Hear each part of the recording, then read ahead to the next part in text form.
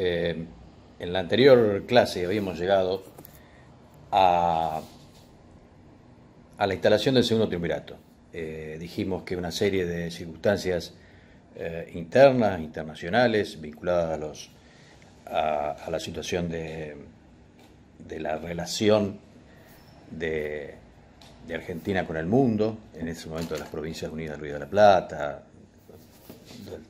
de la denominación que tuviera, en realidad tenía que ver mucho con vaivenes de política internacional, y en esto siempre hago hincapié en que pensemos que Argentina, ahora, el mundo en general, hoy estamos acostumbrados a hablar de globalización. En realidad, desde que, desde que se descubrió América, que se habla de algún modo, quizás con otra terminología, de globalización. Antes de la llegada de Colón, digamos, la parte americana estaba separada del resto del mundo conocido hasta ese momento. A partir del descubrimiento de América, de la utilización fundamentalmente del Atlántico como no como una división, sino como una carretera de información, de tráfico, de comercio, la verdad que el mundo fue cada vez más interdependiente, de manera que esa propensión que a veces tenemos de creer que las cosas nos pasan, las cosas buenas y las cosas malas, nos pasan solamente a nosotros. La verdad que no es tan así. Obviamente que hay matices, hay mejores y peores políticas, pero en general hay procesos que son globales y a los cuales uno a veces acompaña, a veces se opone, pero que es importante entender que son procesos globales. De allí que muchas veces nosotros decimos, bueno, ¿cuál fue la influencia de la relación entre Inglaterra y España que posibilitó o que hizo posible las invasiones inglesas? ¿O cuál fue posible, o qué relación fue posible para que se produjera el 25 de mayo de 1810? Y vemos generalmente las causas internas y las causas externas, y de manera que la discusión que se da y que culmina con la caída del primer triunvirato y la instalación del segundo triunvirato tiene que ver también con eso. En realidad, en ese momento Napoleón en Europa era amo y señor de alguna manera, y particularmente en España, y a su vez se habían producido algunos acontecimientos internos favorables a Argentina. Una situación favorable, o que empezaba a ser favorable en la banda oriental. Al triunfo de Belgrano en Tucumán se sumó otro triunfo en Salta, de manera que el llamado golpe de octubre de 1812, en el cual interviene con mucha fuerza, ya dijimos, la Sociedad Patriótica, con Monteagudo por un lado, encabezándola, y la Logia Lautaro, con San Martín y Alvear, que habían desembarcado en octubre. Piensen ustedes en esto. San Martín se fue de niño de la Argentina, tuvo toda su juventud, su adolescencia y su madurez en España, y llega en 1812 con 34 años a la Argentina. Y Alvear llega con 23 años a la Argentina.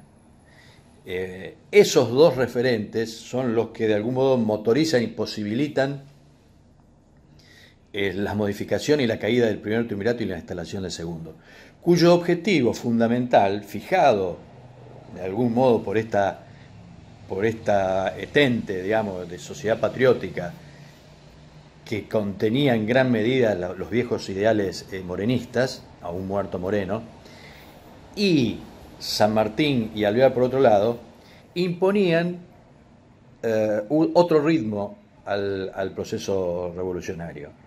Por lo cual, el motivo fundamental de la creación del segundo triunvirato era la convocatoria a una asamblea constituyente. Obviamente, hablar de constitución implicaba hablar de independencia. Es decir, el propio triunvirato, una de las primeras medidas del segundo triunvirato, ya incluso en el mismo mes de octubre, fue convocar a una asamblea de los pueblos, es decir, no solamente obviamente de Buenos Aires, sino de todos los pueblos. En ese momento se convoca a las ciudades. Las provincias todavía no existían como entes autónomos o entes del derecho público, por lo cual se convoca a las ciudades, intendencias, gobernaciones, si queremos decir, que iban a tener 2 representantes cada una. Buenos Aires iba a tener 4 representantes, y las ciudades de menor jerarquía 1.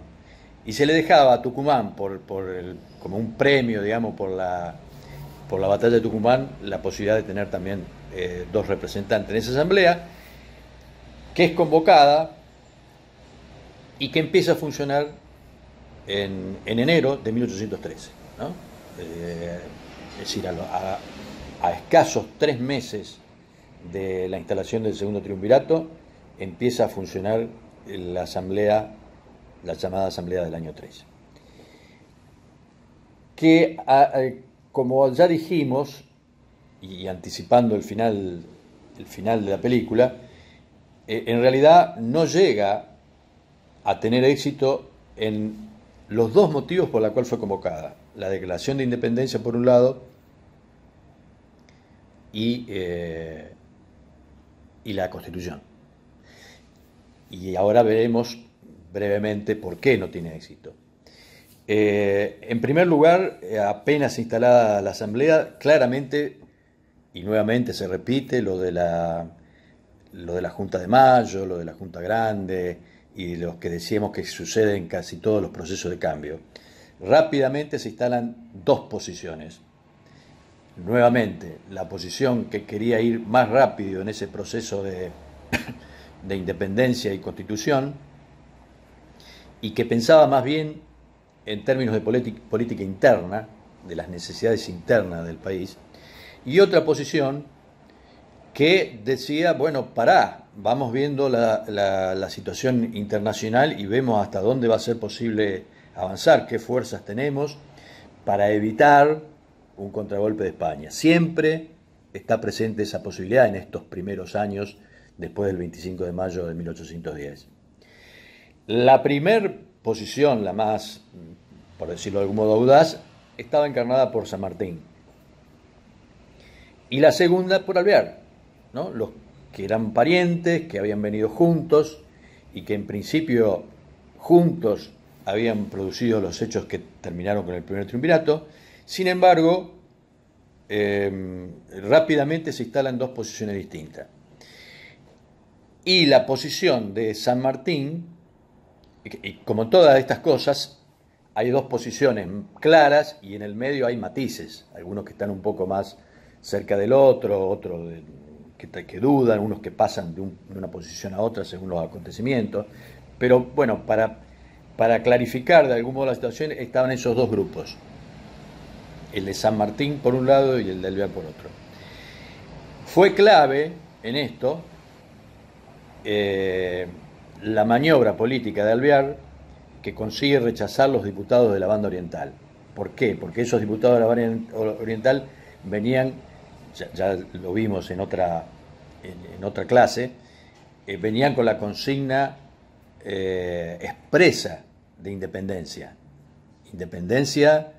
de la corona, independencia de la casa gobernante e independencia de todo poder extranjero, de manera que ese sector claramente iba a fortalecer al sector de San Martín. Por eso Alvear maniobra políticamente para impedirle esa representación y lo logra. Y a su vez, San Martín es enviado al norte, porque allí había cambiado la situación. Nosotros dijimos y hablamos de la victoria en su momento de Belgrano en Tucumán, a la que había que agregar la de Salta. Pero luego de eso, y avanzando ya hacia el norte, se suceden dos derrotas consecutivas muy duras, las batallas de Vilcapugio y Ayohuma. Fíjense cómo es de alguna manera circular la historia.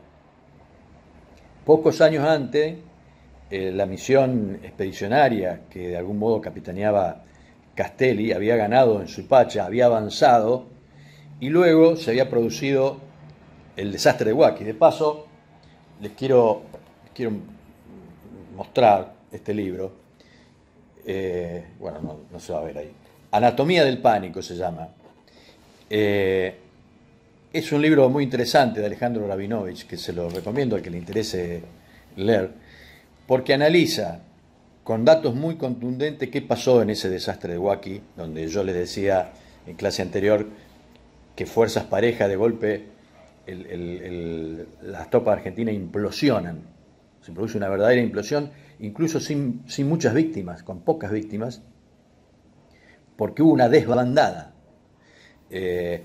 Rabinovich puede hacer este estudio porque a raíz de esa desbandada hubo un juicio, que fue enjuiciado, entre otros, el propio Castelli, a ver qué había pasado. Es decir, que a los informes militares, a las memorias de propios e incluso de jefes españoles, le agrega el autor el análisis de la causa judicial, cual es muy interesante, las defensas y por qué había pasado, porque un ejército muy grande y que venía siendo victorioso de golpe implosiona.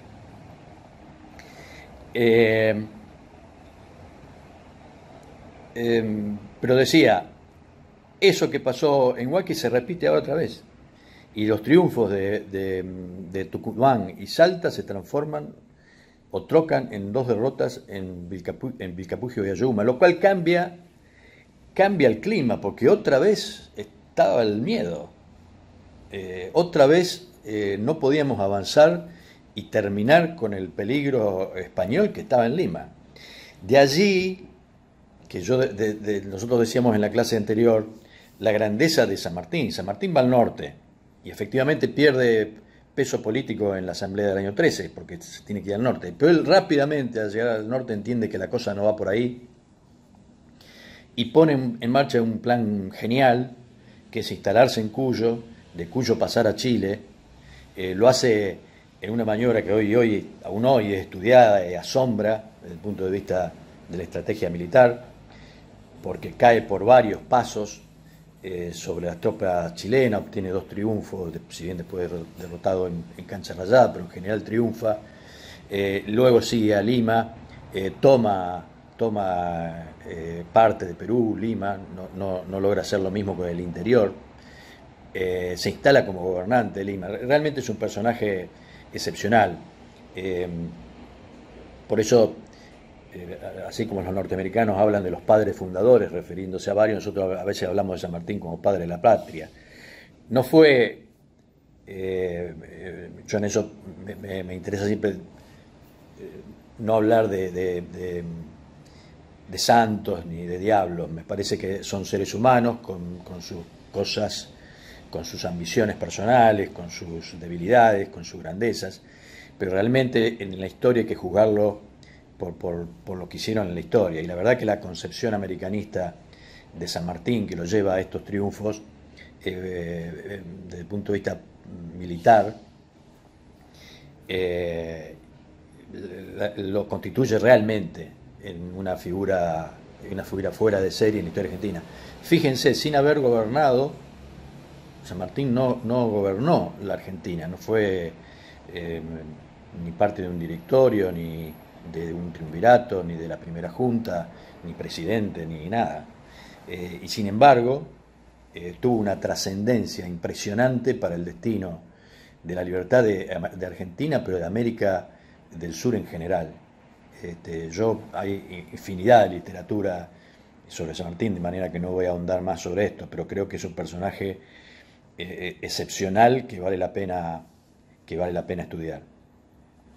Pero volviendo a la asamblea del año 13, entonces esas diferencias más la situación que se complicaba en las derrotas militares acá, y también se complicaba en Europa, porque el predominio de Napoleón empieza a ceder ante una serie de derrotas, fundamentalmente su derrota en Rusia, lo cual empieza a cambiar también la situación europea. De manera que la posición de Alvear, de ir más despacio, obviamente triunfa en la Asamblea. Como decía antes, no se logran los dos objetivos principales. Sin embargo, es muy interesante lo de la Asamblea del año 13, porque allí, por ejemplo, se elaboran proyectos de constitución. Hay un proyecto oficial de la propia Asamblea, hay un proyecto de la sociedad patriótica, hay un proyecto de un sector un tercer proyecto de un sector interno de la Asamblea, y hay otro proyecto que es el proyecto federal de la Banda Oriental, que aunque no tenía sus delegados, digamos, tenía su proyecto de constitución. Los cuatro proyectos coincidían en un punto, estaban pensando en una Argentina o en unas provincias unidas, en ese momento el Río de la Plata, o el nombre que se definiera, republicana con división de poderes. Pero disentían en cuanto a la forma de Estado. Es decir, tres proyectos privilegiaban la forma unitaria, pensándolo en la situación de emergencia. Es decir, ellos pensaban que en situaciones de emergencia había que tener el poder centralizado para que las decisiones fueran centralizadas y las ejecuciones fueran centralizadas. De manera que tanto el proyecto oficial como el del no oficial, como el de la sociedad patriótica, propugnaban gobiernos centralistas, gobiernos unitarios. En cambio, como ya sabemos, el de la Banda Oriental era un proyecto federal. No prosperaron porque no hubo constitución, pero muchas de las cosas que se plantearon allí después fueron repetidas sistemáticamente en todos los proyectos constitucionales que hubo dando vuelta o institucionales, e incluso muchos fueron plasmados en la Constitución actual. De manera que de allí la importancia de la Asamblea del año 13, que aparte trabajó también como órgano legislativo, y así podemos ver la concreción de algunas de las medidas que allí se propusieron. Pena de muerte a desertores, la oficialización del himno como música, como la canción nacional, un sello propio de la Asamblea, el 25 de mayo, celebrar el 25 de mayo como fecha patria en las llamadas fiestas mayas. Es decir, todos hechos que, sin avanzar en la Declaración de Independencia, estaban demostrando claramente que nos sentíamos algo totalmente diferente a España y a la corona. Se dicta también un estatuto del Poder Ejecutivo. El Poder Ejecutivo en ese momento, inicialmente, era el Triunvirato, el señor Triunvirato. Y ese estatuto del Poder Ejecutivo contiene muchísimos de los derechos y obligaciones que después se fueron reproduciendo en las constituciones de los distintos ejecutivos, aún en el ejecutivo de la Constitución del 53. También se dicta un reglamento de justicia. En realidad, hubo una actividad legislativa interesante, más allá de no haberse logrado el objetivo. Finalmente, ¿cómo termina todo esto? Bueno,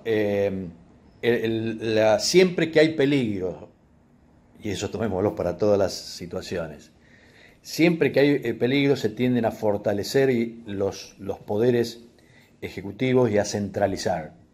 Esa misma situación se dio en la Asamblea del año 13. De manera que el triunvirato fue sustituido, a instancias fundamentalmente de Alvear, por un director supremo. Y el primer director supremo, que fue designado en 1814, fue Gervasio Posadas, que a la sazón era tío de Alvear, y fue director supremo, es decir, reemplazó al segundo triunvirato y se constituyó en un ejecutivo. No pasó a la historia Posada por sus habilidades ni por nada de ello, incluso aparentemente ni siquiera que tenía voluntad de estar en ese lugar, por lo cual cuando la situación se fue agudizando, en 1815 fue reemplazado por su sobrino, por Alvear, que a su vez duró solamente 3 meses. Duró 3 meses y fue de algún modo derrocado luego de la sublevación de Fontezuela, donde un ejército que Alvear intenta mandar para combatir a la banda oriental y a Santa Fe, se subleva en las cercanías de Pergamino, en Fontezuelas, lo cual deslegitima todo el poder de Alvear, lo obliga a renunciar y a partir al exilio. Ahí termina su... En realidad no termina, después lo vamos a ver que años después reaparece Alvear en un papel mucho más digno que el que tuvo aquí. Para terminar, una breve mención a las misiones. Ustedes van a ver en el programa y en los libros que van a tener que estudiar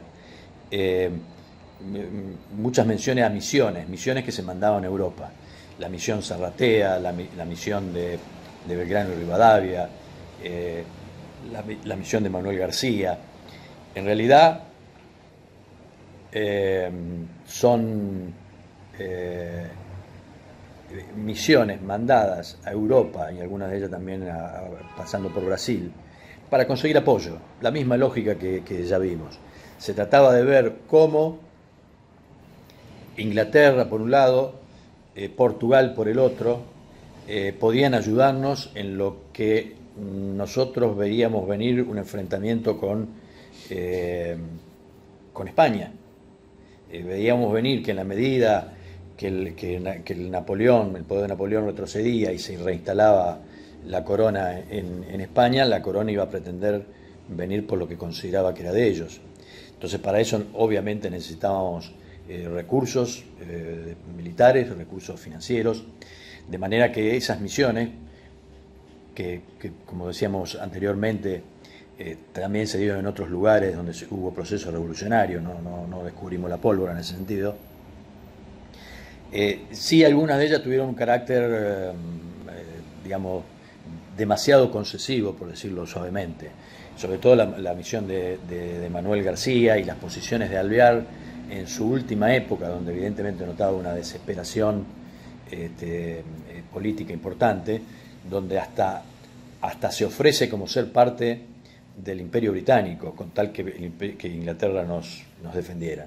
Todas esas misiones terminaron fracasando, entre otras cosas porque Inglaterra tenía un juego, como suele ser la diplomacia a Inglaterra, un juego ambivalente. Por un lado le interesaba promover los procesos en América Latina para, como lo señalamos en las primeras clases, para favorecer también su comercio, ¿no?